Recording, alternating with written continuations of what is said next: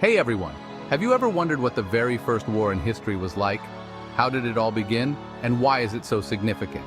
Well, buckle up, because today we're diving deep into the full story of the first recorded war in human history.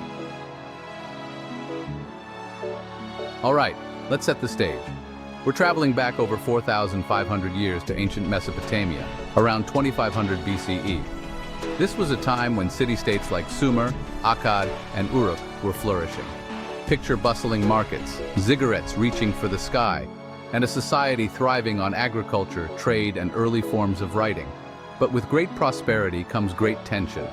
As these city-states expanded and competed for resources, their differences in culture, politics, and economy began to bubble to the surface.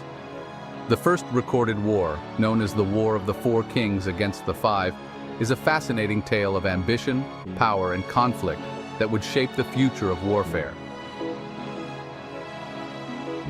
Now, let's talk about what led to this epic showdown. The roots of the conflict can be traced back to the political landscape of the time. The two main coalitions were led by the kings of Lagash and Umma, who were vying for control over fertile land in the region. The crux of the tension? Water rights. That's right, it was all about the precious resource that could make or break a civilization.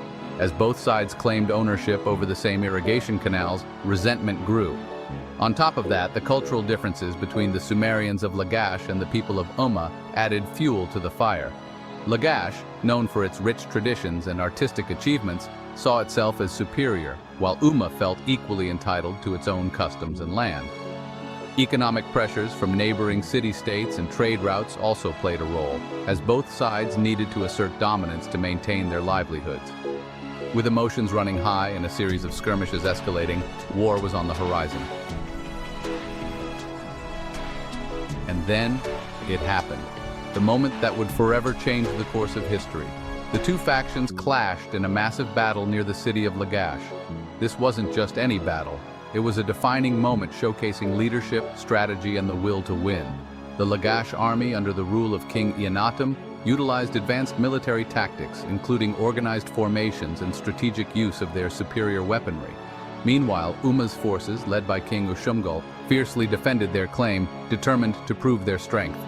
The battle raged on, with both sides suffering casualties. However, Eannatum's forces gained the upper hand, ultimately leading to a decisive victory.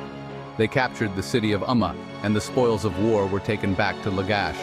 This conflict not only solidified Lagash's power, but also set a precedent for future warfare, showcasing the importance of military organization and strategy in achieving victory. So what happened after the dust settled? The aftermath of this war was monumental. The victory allowed Lagash to expand its territory and influence in Mesopotamia. Eannatum became a celebrated hero, and his reign marked a golden age for Lagash. But it wasn't all rainbows and sunshine. The war left deep scars, with many families torn apart and livelihoods destroyed. Moreover, the conflict brought about changes in governance and military strategy. Other city-states took note of the success and failures of both sides, leading to an arms race of sorts. New alliances were formed, and the concept of diplomacy began to emerge, as city-states sought to avoid the devastating consequences of war.